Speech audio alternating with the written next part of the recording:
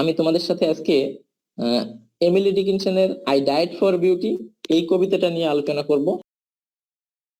তাহলে প্রথমে তোমাদের সাথে I died for beauty Emily ডিকিনসনের এই বিষয়টা নিয়ে আমি কথা বলছি। তো এমিলি ডিকিনসন সম্পর্কে আমাদেরকে আগে জানতে হবে। তোমরা নিশ্চয়ই এমিলি ডিকিনসনের এই কবিতাটি খুব ভালোভাবে পড়েছিলে। আসলে এটি প্রথমে আলোচনা করতে চাচ্ছি এই কারণে যে এমিলি ডিকিনসনকে বলা হয় আনকনভেনশনাল কবি, মানে উনি প্রথাগত অন্যান্য কবিদের মতো নয়, এবং উনি ওনার যে জীবন দর্শন এটা অন্য সব কবিদের সাথে এটা মিলতো না।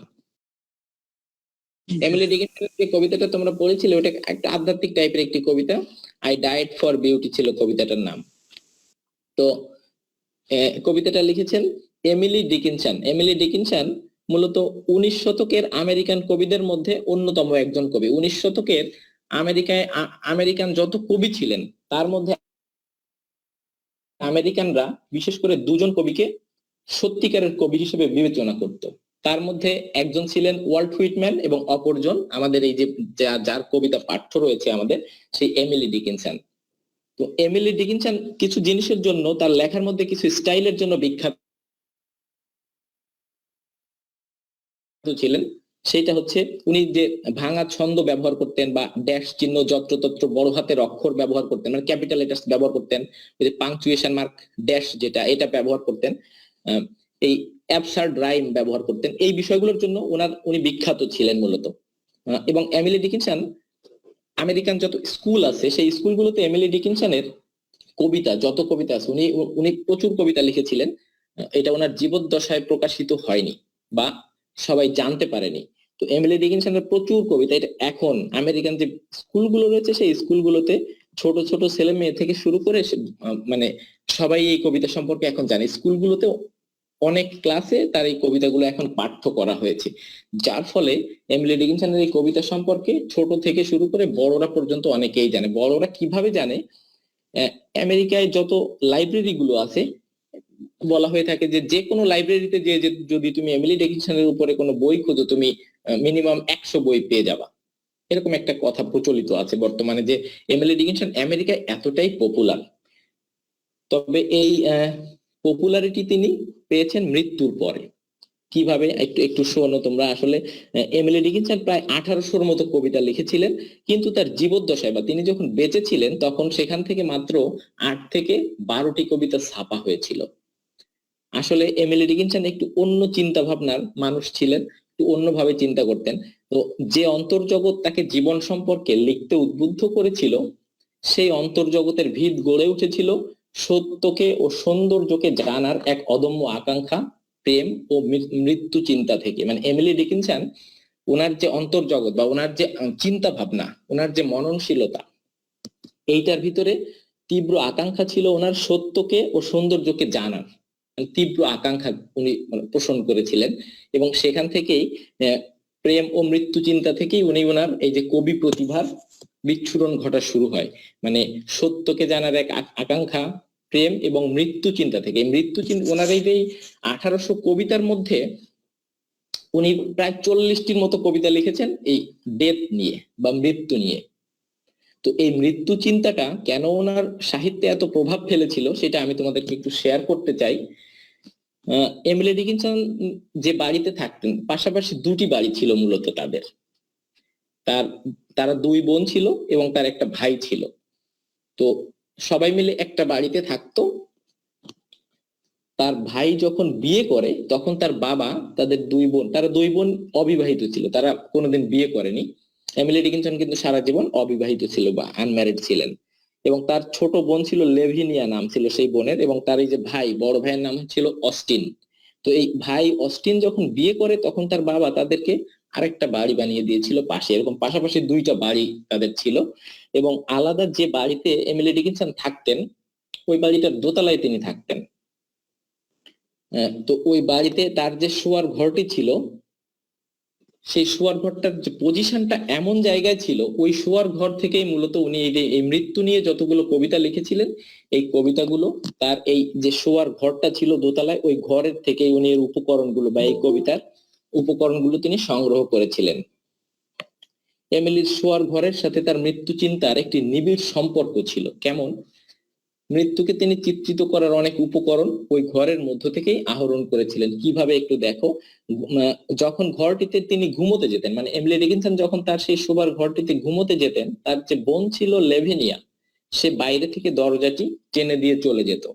তো দরজা বন্ধ করার সাথে সাথে করিডোর থেকে আসা বা বারান্দা থেকে আসা সব ধরনের আলো নিভে যেত এবং তার সেই শোয়ার ঘরটা সম্পূর্ণ ঘন অন্ধকারে ঢেকে যেত।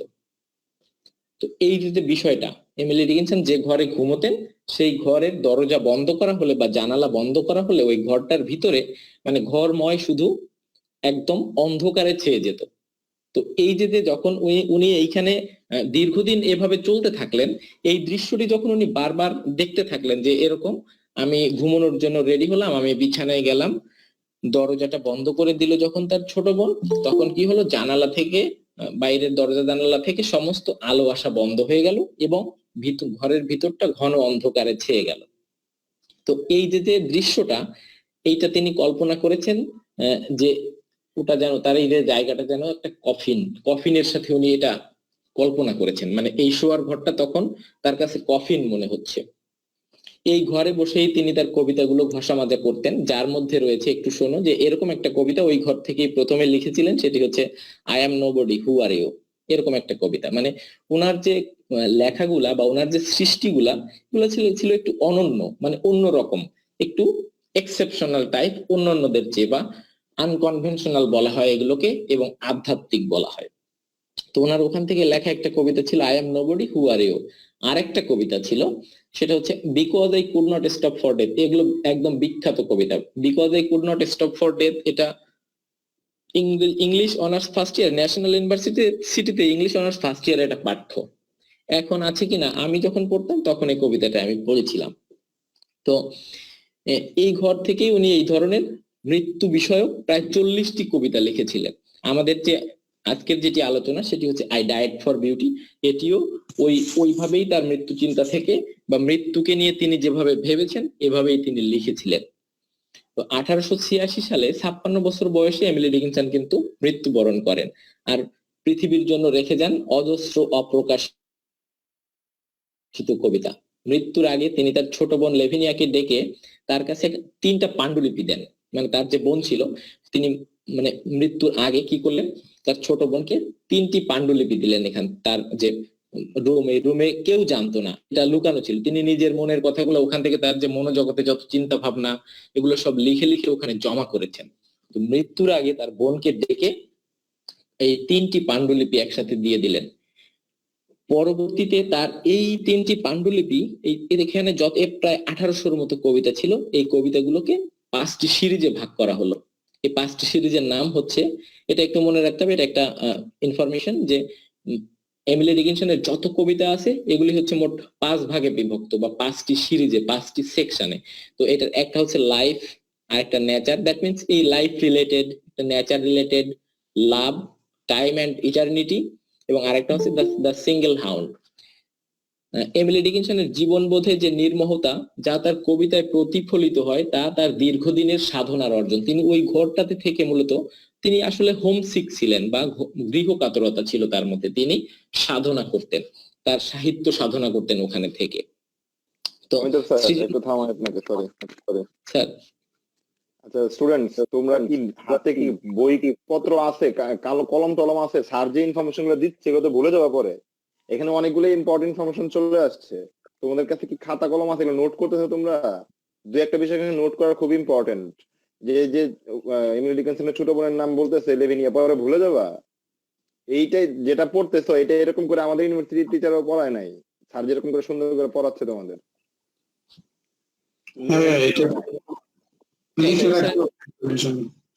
Thank you sir. ওরা ওই যে করতে পারবে, ওরা রেকর্ড শুনতে পারবে স্যার, মনে হয়। মানে রেকর্ড শুনতে পারবে, তারপরে নোটটা রাখো। আর একটা বিষয় হচ্ছে যেটা কিনা বলতেছেন, যে একটা বিষয় স্যার বলছে যে কিছু বিষয় ইম্পর্টেন্ট নোট আছে, যে এমিলি ডিকিনসনের বোনের নাম, তারপরে হচ্ছে তোমার ওনার যে বলতেছে 5টা কবিতা সমগ্র 1800 কবিতা, এমিলি ডিকিনসনের কবিতা কতগুলো ছাপা হয়েছে সেটা বিষয়, 1800 কবিতা উনি লিখেছেন।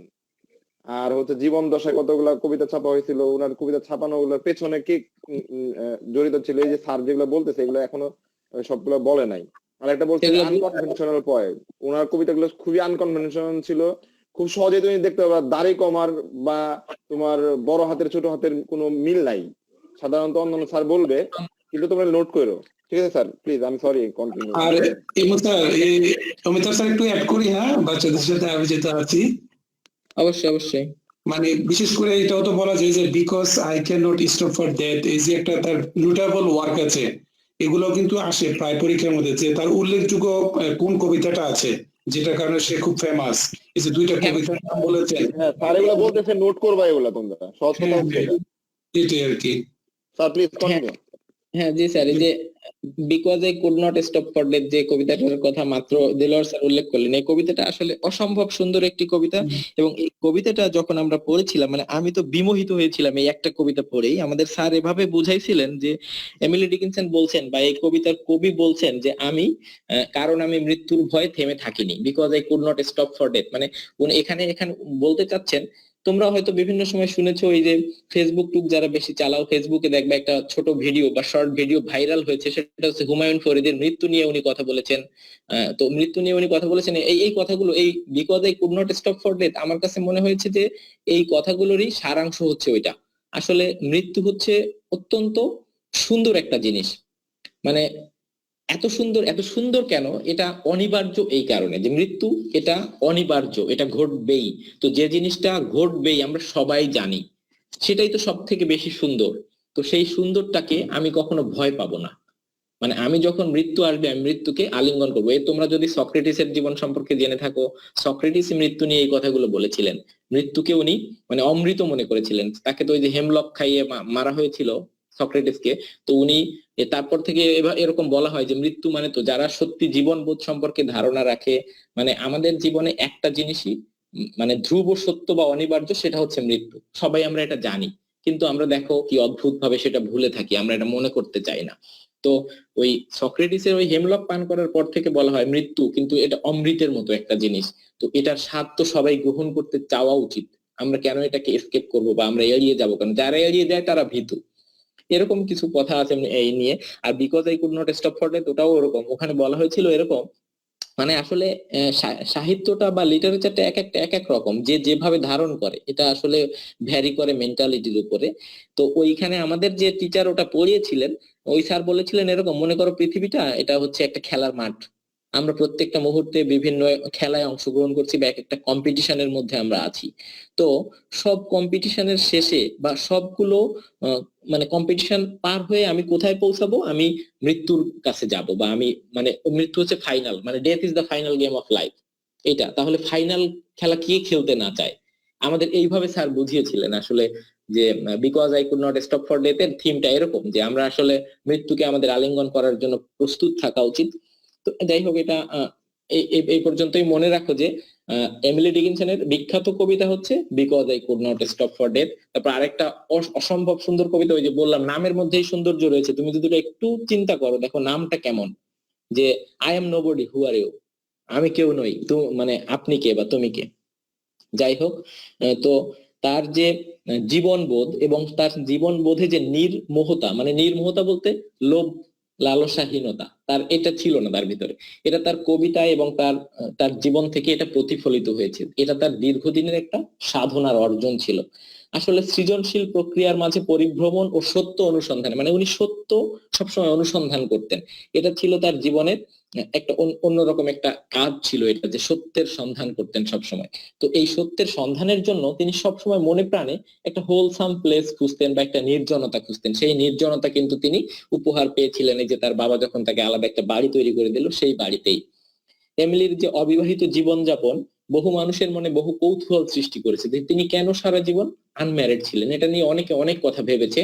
আহ, কিন্তু এমিলি ডিকিনসন সামাজিক কোনো কারণে বা ব্যক্তিগত কোনো অপূর্ণ আকাঙ্ক্ষা বা অসুস্থতা থেকে তিনি এভাবে নির্জনতা বা নির্জন জীবন বেছে নেন নাই। সামাজিক কোনো কারণেও না, ব্যক্তিগত কোনো কারণেও না। আসলে এই জীবনটা তিনি স্বেচ্ছায় গ্রহণ করেছিলেন, এই নির্মোহ জীবন। নির্মোহ বলছে এই কারণে যে সে বিয়ে থা করে সংসার করতে পারতো, সংসারে মন দিতে পারতো, সামাজিক কর্মকাণ্ড করতে পারতো, এইগুলো না। তিনি এই আসলে এমিলিকে প্রথম বেছে নিয়েছি আমি এই কারণে, যেটা তোমাদের সাথে একটু অ্যাড করতে চেয়েছিলাম, যে তোমরা এখন যে কাজটায় নেমেছো, তোমরা যে অ্যাডমিশন সেকার, তোমাদেরকে সাধনা করতে হবে। এক কথায় তোমাদেরকে মানে দিনরাত পরিশ্রম করে সাধনা করতে হবে, যে এই যে সর্বোচ্চ বিদ্যাপীঠ বা সর্বোচ্চ শিক্ষা প্রতিষ্ঠান বলা হয় বিশ্ববিদ্যালয়গুলোকে, এই বিশ্ববিদ্যালয় যদি তুমি নিজেকে, এই বিশ্ববিদ্যালয়ের অন্তর্ভুক্ত যদি তুমি নিজেকে করতে চাও, তোমাকে দিনরাত এক করে পরিশ্রম করতে হবে, সাধনা করতে হবে। আমি পড়ায় পড়ায় তোমার এখানে অ্যাডমিশনে চান্স পাওয়া দিতে পারবো না, এই কাজটা তোমার করতে হবে। তোমার জাস্ট স্বপ্ন দেখতে হবে, কাজ করতে হবে, তোমার ইচ্ছা চেষ্টা নিয়ে সামনে এগিয়ে যেতে হবে, এইটা হচ্ছে। তো এই কথাটা তোমাদেরকে প্রথমেই আমি একটু বলেছি, এবং এই যে এমিলিকে পড়াচ্ছি এই কারণে যে এমিলি উনি জীবন দিয়ে চাইতেন যে ওনার এই যে শিল্প সাহিত্য সাধনা, এই জন্যই উনি সবকিছু ত্যাগ করে মানে একদম স্বার্থহীন ভাবে সমস্ত মানে লোভ লালসা বা সবকিছু, মানুষ তো চায় যে আমি সংসার করব, আমার স্বামী স্ত্রী সন্তান থাকবে, আমার এরকম হবে, এত সম্পত্তি বা এত বড় বড় বাড়ি বানাবো, এগুলো সব, এইগুলো এই যে জাগতিক যত চাহিদা এইগুলো তিনি ঝেড়ে ফেলেছিলেন, ঝেড়ে ফেলে এরকম একটা নির্জন জীবন যাপন করতে চেয়েছিলেন বা এটা বেছে নিয়েছিলেন একটা মাত্র কারণে, সেটা হচ্ছে ওনার সাহিত্য চর্চার প্রতি অনুরাগ। এই জন্য মানে ডেভোশন টু লিটারেচার, এই কারণে। মাহমুদ ভাই আসেন ভাই। হ্যাঁ হ্যাঁ, জাস্ট মিনিট, এই যে ভাই আসছে তো। আচ্ছা, তো এই যে এমিলিকে নিয়ে ব্রিটিশ মনোবিজ্ঞানী হেভলক এলিস নামের একজন, মানে হেভলক এলিস নামের একজন ব্রিটিশ মনোবিজ্ঞানীর একটি বিখ্যাত মন্তব্য আছে এমিলি ডিকিনসনকে নিয়ে, বা এমিলি ডিকিনসনের এই যে কাজ সম্পর্কে বা তার যে জীবন মৃত্যু নিয়ে লেখালেখি সম্পর্কে এগুলো পড়ে এই ব্রিটিশ মনোবিজ্ঞানী হেভলক এলিস নামের একজন মন্তব্য করেছিলেন যে যন্ত্রণা ও মৃত্যু জীবনেরই অবিচ্ছেদ্য অংশ, এগুলোকে বাতিল করা মানে জীবনকেই বাতিল করে দেয়া। এদিক থেকে আমেরিকান কবি এমিলি ডিকিনসন জীবন বিমুখ ছিলেন না, বরং যন্ত্রণা ও মৃত্যু তার লেখার একটি গুরুত্বপূর্ণ বিষয়। মানে এমিলি ডিকিনসনের লেখার গুরুত্বপূর্ণ বিষয় হচ্ছে ডেথ অ্যান্ড যে প্যাংস অফ লাইফ যেটাকে বলতে পারো, যে জীবন যন্ত্রণা এবং ডেথ মৃত্যু, এইটা তার লেখার মূল উপজীব্য বা এইটা নিয়ে তিনি বেশি লিখেছেন। তেমনি জীবন, প্রকৃতি ও চিরন্তন সত্য তার লেখার তাৎপর্যপূর্ণ বিষয় বা তার লেখার মধ্যে। তো তোমাদের সাথে এইটা ছিল এমিলি ডিকিনসনকে নিয়ে একটু আলোচনা। এখন আমি তোমাদেরকে সংক্ষেপে বা শর্ট নোট আকারে কিছু ইনফরমেশন দিতে চাই, সেটা হচ্ছে একটু মনে রাখো যে basic information about the poet, poet সম্পর্কে কিছু মৌলিক ইনফরমেশন। তো তিনি জন্মগ্রহণ করেছিলেন 10ই ডিসেম্বর 1830 সালে আর্মহার্স্ট নামক এক জায়গায়, ম্যাসাচুসেটস, এটা হচ্ছে ম্যাসাচুসেটস এর আর্মহার্স্ট নামক এক জায়গায়, এটা আমেরিকাতে। তো এমিলি ডিকিনসনকে যদি তুমি এক কথায় বলতে চাও, উনি হচ্ছেন একজন আমেরিকান কবি, বা উনি ওনার জীবদ্দশায় খুবই অল্প পরিচিত ছিলেন, এটা ওনার নামের সাথে একটা ট্যাগ যেতে পারে যে উনি জীবদ্দশায় মানে little known during her life she was since been regarded as one of the most important figures of American poetry, মানে she was one of the most regarded বা most important figures of American poetry। American যত কবি আছে বা American যত লেখা আছে বা যত কবিতা টবিতা রয়েছে, তো তাদের মধ্যে সব থেকে বেস্ট হচ্ছে এমিলি ডিকিনসনের কবিতা, এবং কবি হচ্ছেন উনি, ওয়ান অফ দ্য বেস্ট এভাবে বলা হয়ে থাকে। এবং প্রথমেই তো বললামই তোমাদেরকে, আমেরিকানরা দুজনকে সত্যিকারের কবি মনে করতেন, একজন হচ্ছে এমিলি ডিকিনসন আর একজন হচ্ছে ওই ওয়াল্ট হুইটম্যান। আচ্ছা, তার যে মেজর ওয়ার্কস, এমিলি ডিকিনসনের মেজর ওয়ার্কস হচ্ছে the complete poems, because I could, complete poems বলছে তার কবিতা সমগ্র, because I could not stop for death, এরপরে হচ্ছে সিলেক্টেড পোয়েমস, আরো কিছু নির্বাচিত কবিতা রয়েছে। এরপর এমিলি ডিকিনসনের যে শিক্ষা জীবন, উনি আর্মহার্স্ট একাডেমি নামের একটা স্কুলে এটা শৈশবে পড়াশোনা করেছিলেন 1840 থেকে 1847 সাল পর্যন্ত। তো উনি জন্মগ্রহণ করেছিলেন 1830 সালে, কিন্তু 1847 সালে উনি আবার মাউন্ট হোলিওক ফিমেল কলেজ নামের একটা কলেজে পড়তে গিয়েছিলেন, কিন্তু সেখান থেকে 1 বছর পরে আবার ফিরে এসেছিলেন। 17 বছর বয়সে উনি একটি কলেজে পড়তে গিয়েছিলেন, একটি মাউন্ট হোলিওক ফিমেল কলেজ, এই কলেজটার নাম। তো ওখান থেকে 1 বছর পরে আবার ফিরে এসেছিলেন। কি কারণে ফিরে এসেছিলেন? অনেকে হয়তো বলা বলি করে যে উনি নাকি ওখানকার ওই যে কলেজের কর্তৃপক্ষের কারোর সাথে একটু দ্বন্দ্ব বা মনোমালিন্য বা ঝগড়াঝাটি এরকম কিছু করে ফিরে এসেছেন। আসলে সেটা না। আমরা প্রথমে যেটা বলে আসলাম একটু আগে, যে ওনার যে সাহিত্য বা শিল্প সাধনার প্রতি যে একটা নির্জনতা প্রয়োজন মনে করতেন, উনি ভিতর থেকে এরকম একটা নির্জন জায়গা তাগিদ ফিল করতেন। আরেকটা বিষয় হচ্ছে উনি হোমসিক ছিলেন প্রচুর, মানে হোমসিক, ওনার বাড়িতেই ভালো ভালো লাগতো। উনি ওই যে ঘরটা, ওই ঘর এবং তার ওই যে বাবার আরেকটা ঘর, এই দুইটা ঘরের মধ্যে ওনার সম্পূর্ণ জীবন এই সীমাবদ্ধ রেখেছিলেন এবং ওখান থেকে শিল্প সাধনা করতেন। তারপরে আগেই বলেছি এটা, he wrote about 80-100 poems but published not more than 12 poems during her lifetime. তার জীবদ্দশায় 12টার বেশি কবিতা ছাপা হয় নাই, তিনি কবিতা লিখেছিলেন 1800টি। Her first poem was published, তার প্রথম কবিতা প্রকাশিত হয় 1890 সালে। এই 1890 সালে যে তার প্রথম কবিতা প্রকাশিত হয়, এই ব্যাপারে কার দুইজনের সহযোগিতা ছিল। একজন হচ্ছে ওয়েটফোর্ড হাগিনসন আর একজন হচ্ছে মেবেল লুইস।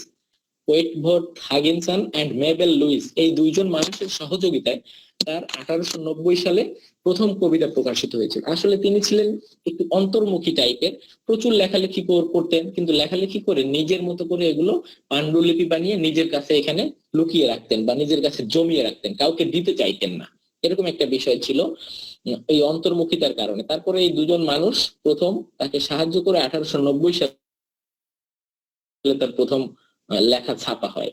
তিনি অবিবাহিত ছিলেন, এটা একটা message. Most of her writings, তার অধিকাংশ লেখা indicate death, beauty and immortality. তার অধিকাংশ লেখা হচ্ছে ডেথ, বিউটি এবং ইমমর্টালিটি সম্পর্কে। কে আসলো, আরেকজনকে জয়েন করলো, আলিফ। A woman having some peculiar characteristics, মানে তার কিছু অদ্ভুত স্বভাব ছিল। অদ্ভুত স্বভাব বলতে তিনি এমন অন্তর্মুখী টাইপ ছিলেন, তার বাড়িতে যদি কখনো কোনো আত্মীয় স্বজন আসতো তাদের সামনেও যেতে চাইতেন না। Emily's poems of Emily Dickinson published in 1955 by Thomas H Johnson.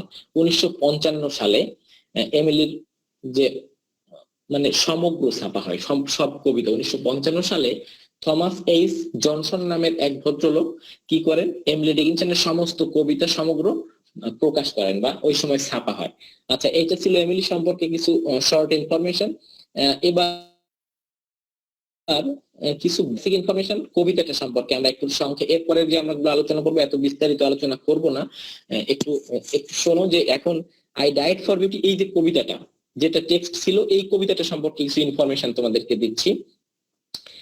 এই কবিতাটার ধরনটা কি, অ্যাকচুয়াল টাইপস অফ পোয়েম, এই কবিতাটা কি ধরনের কবিতা। I died for beauty is an allegorical work. Allegorical work, আসলে অ্যালিগরিটা কি? Allegory is a figure of speech. in an allegory abstract ideas are given physical form, মানে abstract যে আইডিয়া গুলা, এই abstract এই কবিতার মধ্যে তোমরা দেখেছো যে ডেথ, ট্রুথ, আলটিমেটলি কিন্তু তারাই কথা বলছে। মূলত প্রথমে বলা হয়েছে থাকে যে আই ডাইড ফর বিউটি, এটা বলেছে speaker of that very poem. ওই কবিতার যে কবি কথা বলছে যে আই ডাইড ফর বিউটি, সৌন্দর্যের জন্য আমি মৃত্যুবরণ করেছিলাম। তারপর আরেকজন বললো সেটা কে ছিল, সেটা ছিল সে মৃত্যুবরণ করেছিল সত্যের জন্য, ট্রুথের জন্য।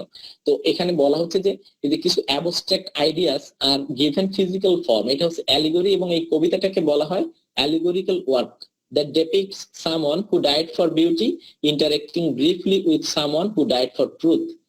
এখানে বলছে যে এখানে দেখানো হয়েছে বা চিত্রিত করা হয়েছে যে সামওয়ান, এমন একজনকে, হু ডাইড ফর বিউটি, যে মানে সৌন্দর্যের জন্য মৃত্যুবরণ করেছিল, ইন্টারেক্টিং ব্রিফলি, মানে সে আবার ওখানে কি কথা বলছে কার সাথে, with someone who died for truth. এখানে মূলত এই মানে ডেথ এবং ওই বিউটি এবং ট্রুথ, তারাই একটা কনভারসেশন কন্টিনিউ করছে আলটিমেটলি। তো এই দুইটা হচ্ছে অ্যাবস্ট্রাক্ট আইডিয়াস অর থিং। তো এইটাকে ফিজিক্যাল ফর্ম দেওয়া হয় যদি, সেইটাই হচ্ছে অ্যালিগরি, যে কারণে এটাকে একটা অ্যালিগরিক্যাল পোয়েম বলা হয়। তো এক কথায় I died for beauty is an allegorical poem. আচ্ছা, তারপরে একটু দেখো, শোনো, the length of this poem is only 3 quatrains, মানে এটা 4 লাইন স্ট্যান্জা, 4 লাইন স্ট্যান্জার মোট 3টা স্ট্যান্জা সংবলিত কবিতাটি, তার মানে 12টা লাইন মাত্র। and the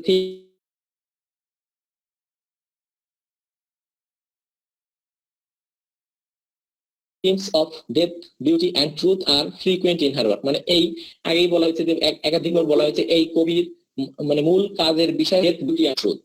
এবং এই কবিতার মধ্যে এই যে 12 লাইনের 3টা স্ট্যান্জায়, প্রতি স্ট্যান্জায় 4 লাইন করে 12 লাইনের কবিতাটার মধ্যে তিনি ডেথ, বিউটি এন্ড ট্রুথ এই 3টা বিষয়কে হাইলাইট করেছেন। এটা একটা information. Dickinson's poem expresses an optimism প্রকাশ করে থাকে ওনার কবিতাটা। কিভাবে? অপটিমিজমটা কি? অপটিমিজমটা হচ্ছে আশাবাদ বা hopefulness and confidence about the future. এটা হচ্ছে optimism. Optimism is also a literary term. Optimism means hopefulness and confidence about the future or the success of something. কোনো কিছুর সফলতা বা ভবিষ্যতের জন্য আশাবাদ এবং আত্মবিশ্বাস, এটাই হচ্ছে optimism. In the last two stanzas of the poem, the poet projecting two dead men's conversation has expressed optimism. মানে শেষের যে জায়গাটা বা একদম শেষে এই কবিতার একদম শেষে যে কথা বলছে ডেথ এবং ট্রুথ এবং বিউটি, এটার মধ্যে থেকে অপটিমিজম এক্সপ্রেস হয়েছে। যে একদম শেষের স্ট্যান্জাতে ছিল এরকম, and so as kinsmen met a night we talked between the rooms, মানে আমরা আমাদের এই রুমের মধ্যে থেকে এক রুম থেকে আরেক রুমে মানে কথা বলতে থাকবো, দুইটা কবরের শুয়ে তারা কথা বলছিল, আনটিল ততক্ষণ পর্যন্ত আমরা কথা বলতে থাকবো, until the moss had reached our lips and covered up our names, মানে যতক্ষণ পর্যন্ত শ্যাওলা এসে, মানে মস বলতে এখানে শ্যাওলা বোঝানো উচিত, ওখানে বিউটি এন্ড ট্রুথ তারা একটা কনভারসেশনের মধ্যে আছে এবং আলটিমেটলি বা একদম শেষে যে তারা বলছেন যে we talk between the rooms, আমরা আমাদের এই দুই রুম থেকে কথা বলতে থাকবো, until the moss had reached our lips and covered up our names, মানে যতদিন না মানে শ্যাওলা এসে আমাদের ঠোঁট গুলো ঢেকে দেয় বা আমাদের নামগুলো মুছে দেয়, ততদিন পর্যন্ত আমরা কথা বলতে থাকবো। মানে সত্য এবং সুন্দর এইটাই আসলে চিরস্থায়ী জিনিস, যা সত্য তাই সুন্দর, যা সুন্দর তাই সত্য। এটা ওই জন কিটসের একটা কথা আছে, জন কিটস কে বলা হয়, তোমরা এই কবিতার মাধ্যমে তোমাদের জন কিটস এর নাম শোনার কথা, সেটা হচ্ছে কারণ জন কিটস কে বলা হয় পোয়েট অফ বিউটি, এরকম মানে আবার উনি মোস্ট রোমান্টিক পোয়েট। তো ওনার একটা বিখ্যাত উক্তি রয়েছে, ওই যে গ্রেসিয়ান আর্ন নামের একটা কবিতার মধ্যে উনি একটা বিখ্যাত উক্তি বলেছিলেন, সেটি হচ্ছে যে beauty is truth, truth is beauty. আর এখানেও তাই একই রকম থিম বলা হচ্ছে কিন্তু এই কবিতাতে। তো আসলে এমিলি ডিকিনসন সম্পর্কে এগুলোই ছিল আজকে আলোচনা করার মতো। একটু বেশি সময় লেগে গেল এটাতে, প্রায় 20-30 মিনিটের মতো হয়ে গেছে। আমরা এর পরের গুলো এত সময় লাগবে না। তোমাদের কি বোরিং লাগতেছে নাকি? দীপ্ত আছো? না স্যার, বোরিং লাগছে না স্যার। একটু শুনতে হবে, মানে শুনে তারপর তোমরা ক্লাসগুলো হয়তো পরে রেকর্ড শুনলে অনেক ইনফরমেশন পাবা। বা তোমাদের এই যে আজকে যে আলোচনাগুলো রেখেছি, এখনই আমি তোমাদের সাথে শি ওয়াকস ইন বিউটি কবিতাটা নিয়ে আলোচনা করব এবং এই কবিতার যে কবি নিয়ে প্রথমে কিছু তোমাদের ইম্পর্টেন্ট মেসেজ দিব এবং পরে এই কবিতাটার মধ্যে কোন কোন ফিগারস অফ স্পিচ ব্যবহার করা হয়েছে, তারপরে কবিতাটা কোন টাইপের লেখা বা টাইপস অফ পোয়েম, এগুলা নিয়ে এত সময় আর লাগবে না আশা করি। কারণ আমি প্রথমে তোমাদের সাথে এমিলি ডিকিনসনের একটু জীবন সম্পর্কে বিস্তারিত শেয়ার করতে চেয়েছি এই কারণে যে আসলে ওই যে এমিলি ডিকিনসন ওনার জীবনে উনি কবি হতে চাইতেন বা উনি সাহিত্য সাধনা করতে চাইতেন, এই জন্য উনি যে পরিমাণ ত্যাগ স্বীকার করেছেন। তোমাদের এই সামনে অ্যাডমিশন টেস্টের আগে ওই পরিমাণ ত্যাগ স্বীকার করতে হবে, যে কোনো ভাবে তোমাদেরকে মানে অ্যাডমিশন টেস্টে উত্তীর্ণ হতে হবে, মানে কোনো না কোনো বিশ্ববিদ্যালয়ে। আরেকটা বিষয় তোমাদের সাথে শেয়ার করা যায়, সেটা হচ্ছে যে এই পরীক্ষাটাকে এত গুরুত্বপূর্ণ ভাবে কেন নিবা তোমরা? এটার কারণটা হচ্ছে, শোনো, আমরা যখন আমাদের সময় এতগুলো, মানে তুমি যদি ওই যে উইকিপিডিয়াতে the number or list of universities in Bangladesh, উইকিপিডিয়াতে এটা লিখে যদি মানে খোঁজো তুমি বা এটা গুগলে সার্চ দিয়ে উইকিপিডিয়ার লিঙ্ক থেকে তুমি যদি এটা দেখো যে বাংলাদেশে ইউনিভার্সিটি কতগুলা বা নাম্বার অফ ইউনিভার্সিটিস, এখানে তুমি দেখবা যে 50+ ইউনিভার্সিটি বর্তমানে বাংলাদেশে, এবং এর অধিকাংশই এই 50+ এর 35টাই 2002 সালের পরে হয়েছে। এটা সকালে তোমাদের ইমু স্যারের সাথে আমি বলছিলাম এই ব্যাপারে, যে ইমু স্যারই আলাপ করতেছিল এরকম। আমাদের সময় আমরা যখন ইন্টারমিডিয়েট পাস করছি এত ইউনিভার্সিটি ছিল না।